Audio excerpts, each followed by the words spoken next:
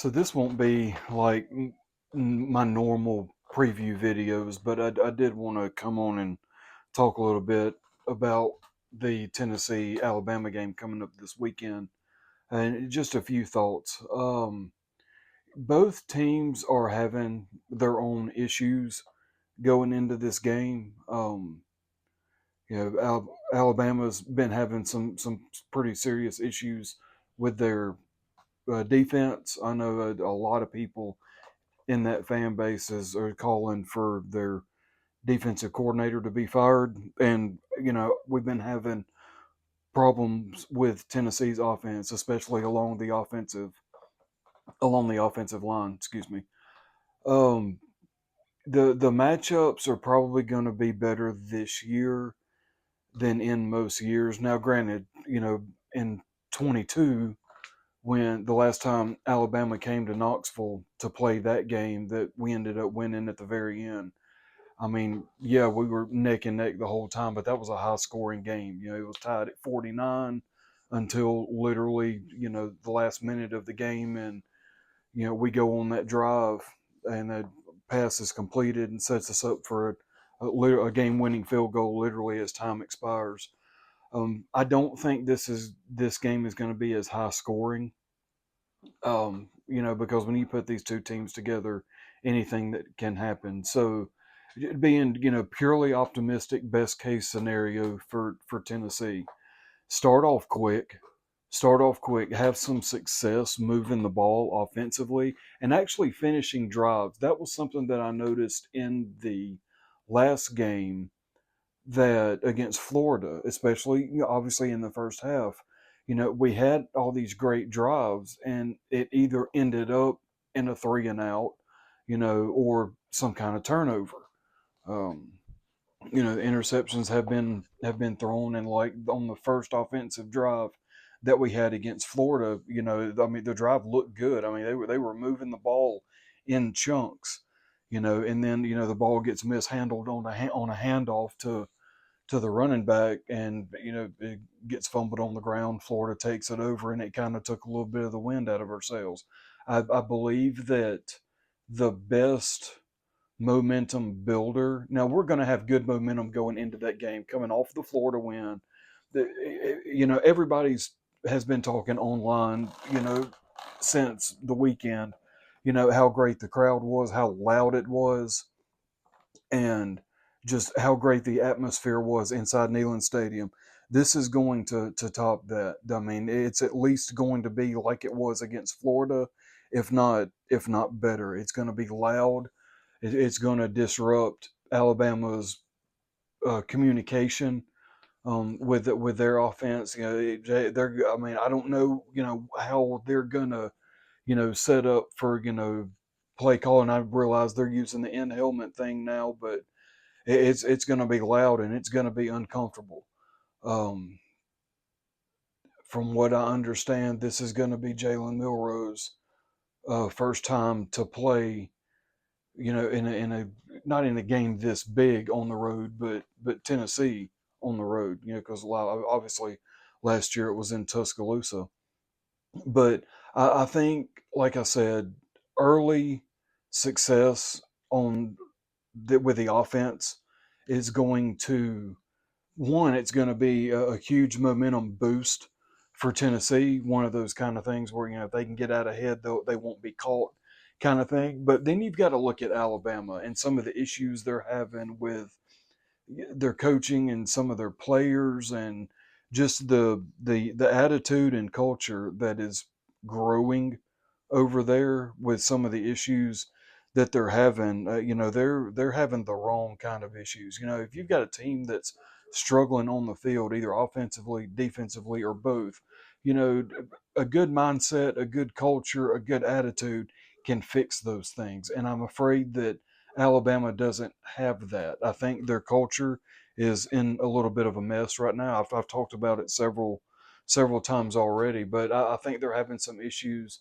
like I said, with culture, and something that I'm looking to see if it's going to happen. And obviously, this would be best case scenario for Tennessee, but if Alabama continues to make these defensive mistakes that they've been making, and Tennessee can jump out to a lead, like a 10-0, maybe even better, like a 17-0, 17-3 lead with good offense, that Alabama team, they're going to start pointing fingers at each other. And this has been said by other people, but I'm going to say it because I really believe it. And I was kind of thinking it anyway. They're going to start pointing fingers at each other, and they're going to have some infighting. And once the players' attention starts getting directed against their other teammates, their attention is not going to be directed towards Tennessee anymore, and it's just going to make the game easier to win. Obviously, I think best case scenario from a fan perspective, watching the game, we're going to see Alabama fall apart. If our offense can get off to a quick start, score some first quarter points, um, because I mean, what the last two games we haven't scored any points in the first half. In both games, we have trailed 3-0 at halftime. Well, that kind of thing, especially against a team like Alabama, who just come off of a struggle win that they were lucky to get at home against South Carolina, momentum in this game is going to be huge.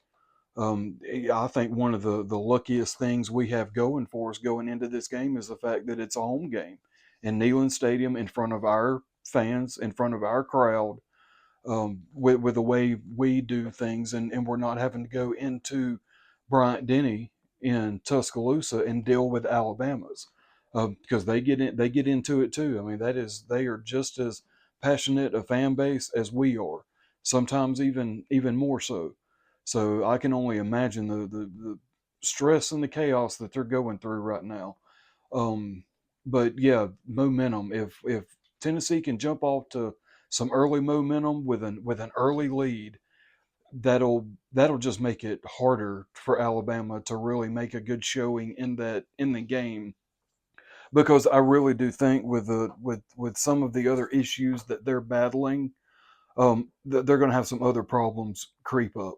There's been obvious times of tension between players and coaches, like in game, obviously, for everybody to see. And those kinds of things happen when things aren't going well. And if Tennessee jumps on them, like I said, with an early lead, whether it be 10-0, 17-0, best case scenario, we jump up to a 21 or a 24-0 lead, or hold them to a field goal in the first half.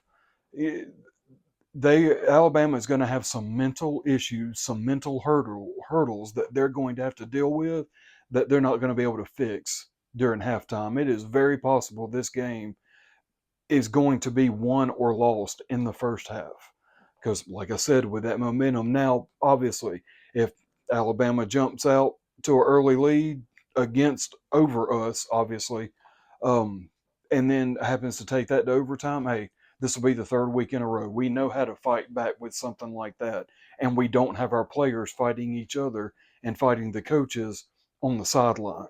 So that's something that Tennessee can get over.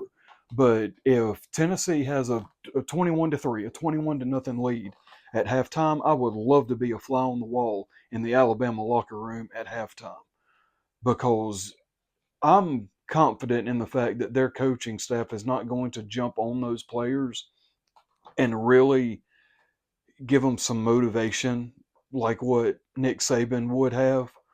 They're probably just going to get patted on the head and told, everything's okay, and they're going to come out in the second half, and it's not going to get any better for them. And all of y'all know just as well as I do, if Tennessee's up 21-0, if we're up 35 or 42-0, Coach Heupel, especially in this game, I really don't think he'll take his foot off the gas like he did with Oklahoma, um, and some other instances. I think if our offense is actually clicking, moving the ball, scoring, do away with some of these stupid penalties, all the little false start penalties, and ineligible receivers downfield and all that craziness. If they can eliminate that, have clean drives that result in points. I'm not saying score a touchdown every time, but get something out of it. These 3 and outs are God, killing us. So I really think that with offensive success in front of that crowd, with this game being what it is, if if Coach Heupel can coach our team to 50 or 60 points against Alabama, then that's what they're going to do. Whether it's 50 or 60 to nothing, or if Alabama is able to stay in this thing and keep it competitive. But like I said, Alabama's got issues of their own. As I said at the beginning of the video, Alabama's got problems and issues with their defense. We've got problems and issues with our offense. Which one is going to win or lose a game? I can remember, as I'm sure a lot of you guys can, when coaches would say, because this was the way college football was played, you'd have a lot of coaches and a lot of people would tell you, offense will win you some games, but defense will win you some championships. College football in 2024 has kind of gotten away from that, because that was back in a day where teams weren't scoring 50 or 60 points a game.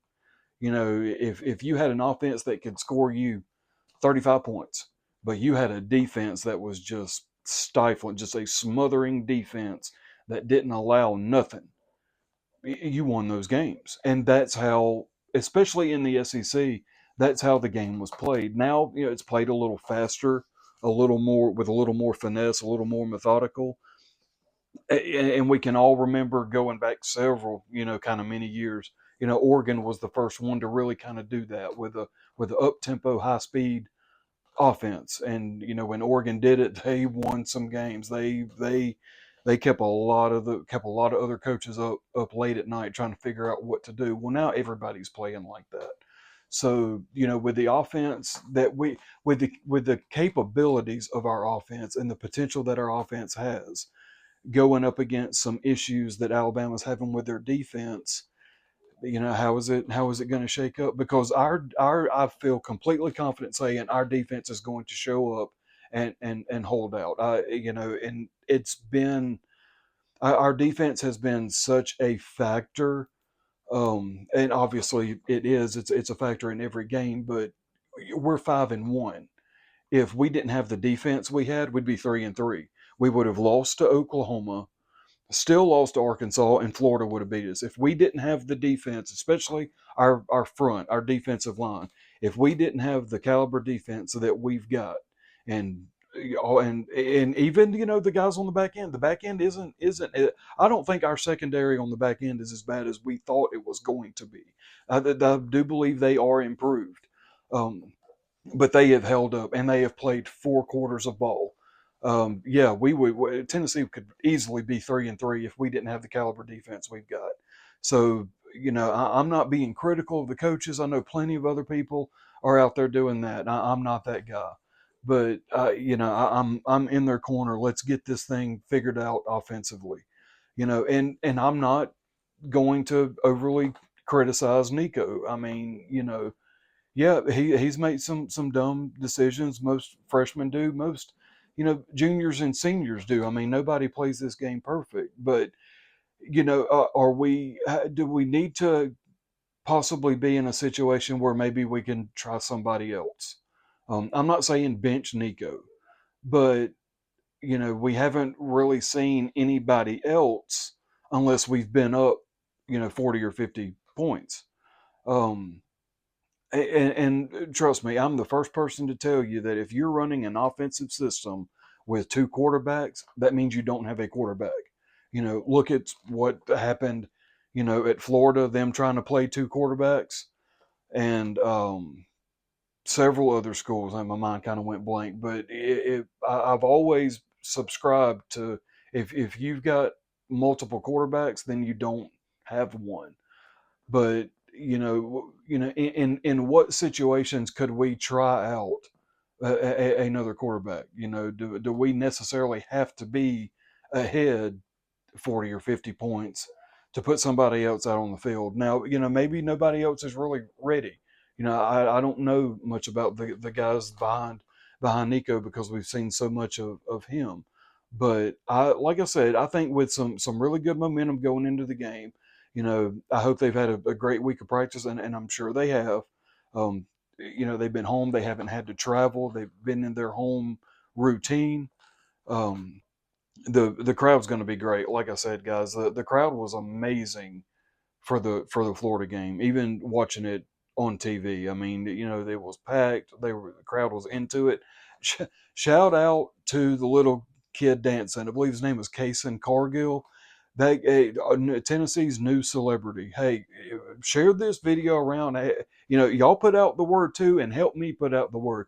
Give that kid a scholarship. And I'm sure y'all have all seen the videos, but the video clip when he was at the radio station doing his radio interview, they asked him. They were like, if Coach Heupel was here, what would you tell him? What would you tell the coach if he was sitting here talking to you? He didn't give it a second thought. He ran off a laundry list of stuff that he would tell him. But here's the thing, and this is what really struck with everybody. Yeah, that he communicated so clearly, what he wanted to say, being a young guy like that.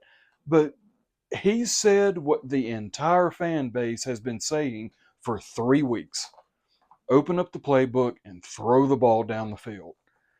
If y'all have spent half as much time online as I have, y'all have seen people say that.